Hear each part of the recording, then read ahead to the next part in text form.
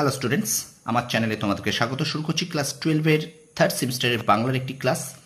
এখন তোমাদের সামনে আমি করব তোমাদের যেই বাংলা শিল্প সাহিত্য সংস্কৃতির ইতিহাস এই যে পার্টটা আছে তার দ্বিতীয় চ্যাপ্টার আমরা পড়ব। দ্বিতীয় চ্যাপ্টার কি আছে না, বাঙালির বিজ্ঞান চর্চা সংক্ষিপ্ত পরিচিতি।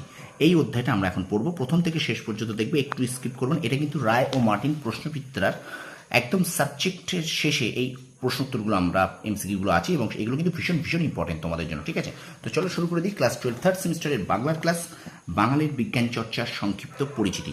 দেখো, প্রথম প্রশ্ন বলছে ইন্ডিয়ান স্ট্যাটিস্টিক্যাল ইনস্টিটিউট কে প্রতিষ্ঠা করেন? প্রশান্ত চন্দ্র মহলানবিশ।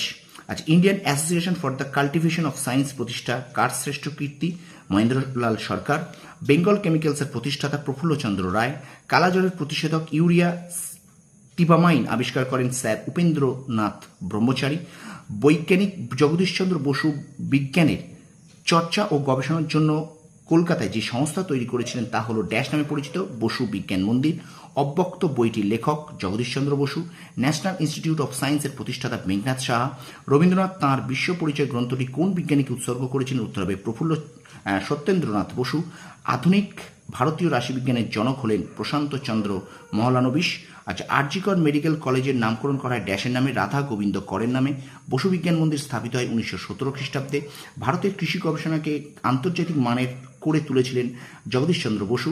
আন্তর্জাতিক ক্ষেত্রে কোন শিল্পে অবদানের জন্য উপেন্দ্র কিশোর রায়চৌধুরী পরিচিতি লাভ করেছিলেন? উত্তর হবে মুদ্রণ শিল্পে। পরের প্রশ্ন চলো, কোন দিনটিকে চিকিৎসা দিবস হিসেবে পালন করা হয়? উত্তর 1 জুলাই। আচ্ছা, অ্যালবার্ট ভিক্টর মেডিকেল কলেজ ও হাসপাতালের বর্তমান নাম হলো আরজিকর মেডিকেল কলেজ। আচ্ছা, তারপর দেখো, রবীন্দ্রনাথ ঠাকুর তাঁর কোন গ্রন্থে অপার বিজ্ঞান মনস্কতার পরিচয় দিয়েছেন? বিশ্ব পরিচয়। আচ্ছা, মার্কিউরাস নাইট্রাইট আবিষ্কার করেন প্রফুল্লচন্দ্র রায়। তারপর দেখো, ইনস্টিটিউট অফ নিউক্লিয়ার ফিজিক্স গড়ে ওঠে যার প্রচেষ্টায় তিনি হলেন Meghnath Saha. History of Hindu chemistry গ্রন্থটি কার লেখা? প্রফুল্লচন্দ্র রায়। আচ্ছা, কুন্তলিন পুরস্কার প্রবর্তন করেন কে? হেমেন্দ্র মোহন বসু। আচ্ছা, ক্যাম্বেল মেডিকেল স্কুলের বর্তমান নাম আরজিকর মেডিকেল কলেজ। বঙ্গীয় বিজ্ঞান পরিষদ প্রতিষ্ঠা করেন সত্যেন্দ্রনাথ বসু।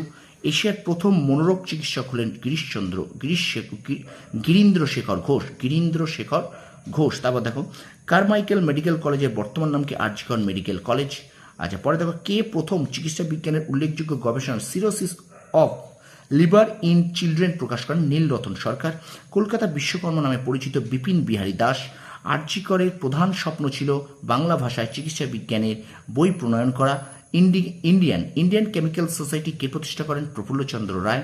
কোয়ান্টাম সংখ্যাতত্ত্বের জনক কোন বাঙালি বিজ্ঞানী? উত্তর হবে সত্যেন্দ্রনাথ বসু। কলকাতা মেডিকেল কলেজ প্রতিষ্ঠিত হয় 1835 খ্রিস্টাব্দে। ভারতের প্রথম ইলেকট্রিক্যাল ও টেলিকম ইঞ্জিনিয়ার হলেন শিবচন্দ্র নন্দী। বিপিন বিহারী দাস নির্মিত মোটর গাড়ির নাম ছিল স্বদেশী। বিধানচন্দ্র রায় কলকাতা বিশ্ববিদ্যালয়ের উপাচার্য হন 1942 সালে। এরপর দেখো, তোমাদের এখানে একটা স্তম্ভ মেলাও আছে।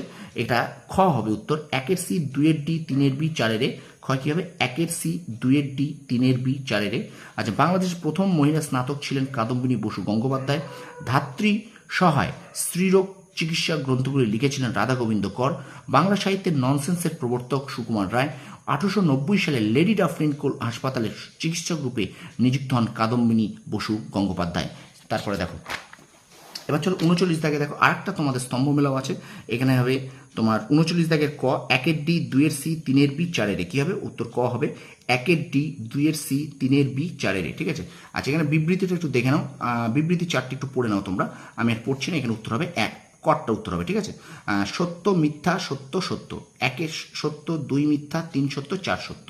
ঠিক আছে। আচ্ছা, পরের দেখো 41 দাগে দেখো, এখানেও কতগুলো বিবৃতি আছে। এখানেও দেখো উত্তর হবে অপশান ক, 1 সত্য, 2 সত্য, 3 সত্য, 4 সত্য, চারটি কিন্তু সত্য।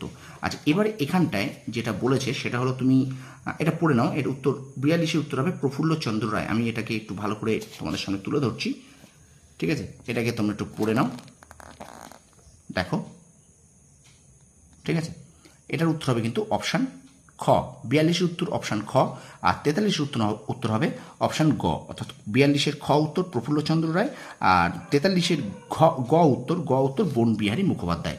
তাহলে 42-এর উত্তর খ প্রফুল্লচন্দ্র রায়, আর 43-এর উত্তর হবে গ বন বিহারী মুখোপাধ্যায়। ঠিক আছে, তো স্টুডেন্টস ভিডিওটা এখানেই শেষ করছি। ভিডিওটা ভালো লাগলে অবশ্যই লাইক করো, কমেন্ট করো, আর তোমার বন্ধুদের মাঝে একটু বেশি করে শেয়ার করে দাও। আর আমার চ্যানেল যদি নতুন হয়ে থাকো অবশ্যই চ্যানেলটাকে সাবস্ক্রাইব করো, কারণ আমি কিন্তু তোমাদের ক্লাস 12-এর থার্ড সেমিস্টারের ইতিহাস, ভূগোল, রাষ্ট্রবিজ্ঞান, বাংলা মডেল কোশ্চেন সেট করাচ্ছি। তার পাশাপাশি কিন্তু রায়মার্টিন প্রশ্নবিদ্যা এবং এবিটিএ থেকে কিন্তু মডেল কোশ্চেন সেট করাচ্ছি, এবং এই যে রায়মার্টিন প্রশ্নবিদ্যা থেকে কিন্তু আমি চ্যাপ্টার ওয়াইজ, সাবজেক্টের পরে চ্যাপ্টার ওয়াইজ কিন্তু এমসিকিউগুলো করিয়ে দিচ্ছি। সুতরাং অবশ্যই আমার চ্যানেলটাকে লাইক করো, ফলো করো, আর বন্ধুদের মাঝে শেয়ার করো, আর সাবস্ক্রাইব করার পর পাশে থাকা বেল আইকনে প্রেস করে রাখো। তোমরা সফল হও, তোমাদের সাফল্য কামনা করি। ধন্যবাদ।